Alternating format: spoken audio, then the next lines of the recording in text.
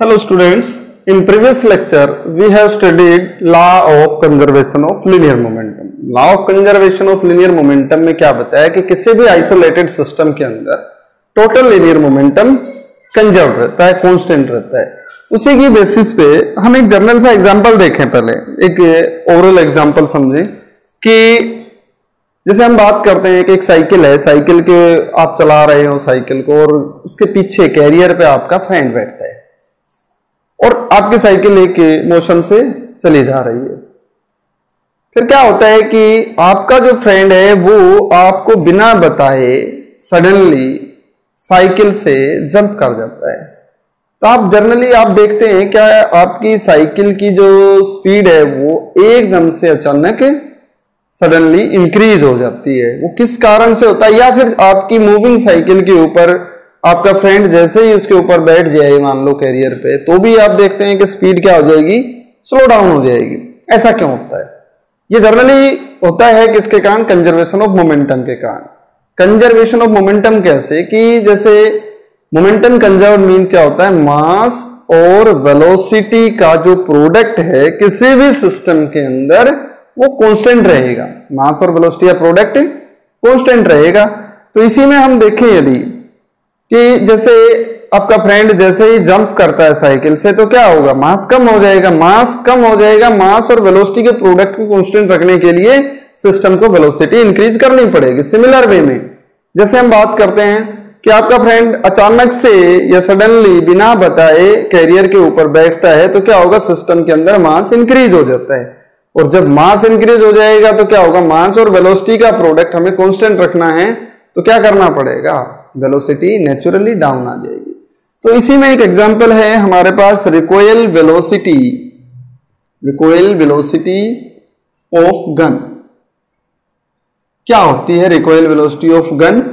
कि जब भी किसी गन से बुलेट फायर करते हैं तो गन बैकवर्ड डायरेक्शन में मूव करती है, जिसको हम बोलते हैं recoil velocity. When A bullet is fired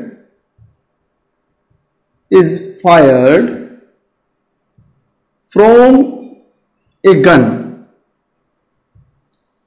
moves backward, gun moves in backward direction, which is called recoil velocity of gun।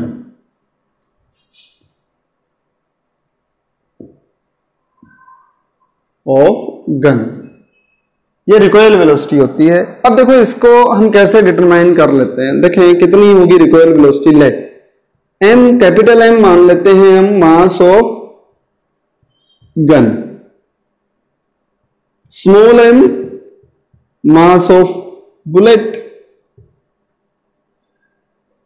इसी तरह से v मान लेते हैं वेलोसिटी ऑफ गन या वेलोसिटी ऑफ बुलेट मान लेते हैं, बुलेट। एंड कैपिटल V मान लिया रिकॉइल वेलोसिटी।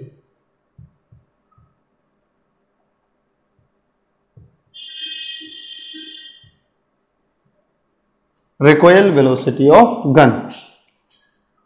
अब हम देखते हैं according to principle of conservation of linear momentum, according to the principle of conservation of linear momentum. Conservation of linear momentum क्या है कि total initial momentum, total momentum before firing, total momentum before firing is equal to total momentum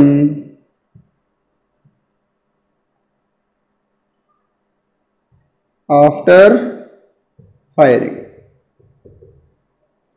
तो भाई देखो system जब कंजर के ऊपर जब एक्सटर्नल फोर्स जब इंप्लीमेंट नहीं किया गया है तो total linear momentum, total linear word लगा सकते हैं यहाँ पे, टोटल लीनियर मोमेंटम यहाँ भी लगाया जा सकता है, total linear momentum after collision. Initially m total mass small m और वेलोसिटी कितनी है, क्योंकि बुलेट फायर नहीं की गई है तो रेस्ट में है। फाइनल मोमेंटम क्या होगा, बुलेट का मोमेंटम प्लस गन का मोमेंटम, तो ये 0 है हमारे पास m into v plus m into v, तो रिकॉयल वेलोसिटी क्या आ जाएगी मेरे पास m over m into we.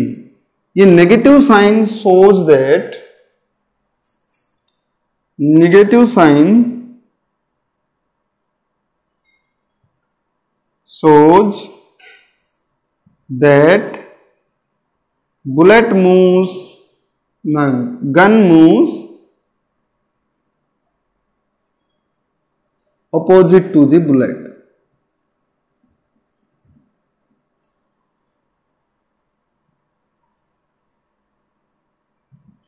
अब देखें यहां एक चीज इसको स्टडी करके देखें, अगर हम एक इस रेशो को मास of bullet and mass of gun, इस रेशो को अगर हम देखते हैं तो ये रेशो जितना ज्यादा, मतलब जितना कम होगा रिकॉयल वेलोसिटी उतनी ही कम आएगी। यही कारण होता है कि बुलेट जो है वो हल्की होती है और जो गन है उसका मास ज्यादा होता है। गन जितना ज्यादा भारी होगी और बुलेट जितनी हल्की होगी उतना ही रिकॉयल वेलोसिटी कम होगी। अब इसी तरह से कंजर्वेशन ऑफ मोमेंटम की और एप्लीकेशंस की बात करें, जैसे हम राइजिंग, सेकेंड एप्लीकेशन देखते हैं, राइजिंग ऑफ ए रॉकेट। जो रॉकेट की जो राइजिंग है, राइजिंग का मतलब है कि लिफ्ट अप होना, वो डिपेंड करता है किसके ऊपर, कंजर्वेशन ऑफ मोमेंटम के ऊपर। क्या है, कंजर्वेशन ऑफ मोमेंटम पे वो डिपेंड करता है। कैसे डिपेंड करता है कि जब रॉकेट को इग्निशिएट किया जाता है तो फ्यूल की बर्निंग के कारण गैसेज एग्जस्ट होती हैं, और वो गैसेज एग्जस्ट जब होती हैं तो एकदम से अर्थ के ऊपर एक फोर्स लगाती हैं। Then according to Newton third law, जब भी कहीं हम फोर्स इंप्लीमेंट करते हैं तो उसकी अपोजिट डायरेक्शन में एक और फोर्स एग्जर्ट होगा। तो गैसेज ने जितना फोर्स लगाया है अर्थ के ऊपर उतना ही फोर्स रॉकेट के ऊपर लगता है, रॉकेट मूव करता है। बट उसके बाद जैसे जैसे फ्यूल बर्न होता जाएगा, मास कम होता जाएगा, एक्सटर्नल कोई फोर्स लग नहीं रहा है, तो वेलोसिटी लगातार इंक्रीज होती जाएगी। इसी तरह से जैसे हम एक और एप्लीकेशन देखें क्रैकर के बारे में, क्रैकर का मोशन, जैसे तुमने देखा हो क्रैकर के डिफरेंट फ्रेगमेंट्स अलग अलग डायरेक्शन में मूव करते हैं, वो भी कंजर्वेशन ऑफ मोमेंटम का एग्जांपल होता है कि कंजर्वेशन मोमेंटम को कंजर्व रखने के लिए वो अलग अलग डायरेक्शन में मूव करते हैं, क्योंकि इनिशियल मोमेंटम 0 है। जब फ्रेगमेंट अलग अलग डायरेक्शन में मूव करते हैं तो एक दूसरे की वेलोसिटी को अपोज करते हैं, जिसके कारण मोमेंटम कंजर्व्ड रहता है। इस तरह से इस कंसेप्ट को हमें क्लियरली स्टडी कर लेना है। Thank you.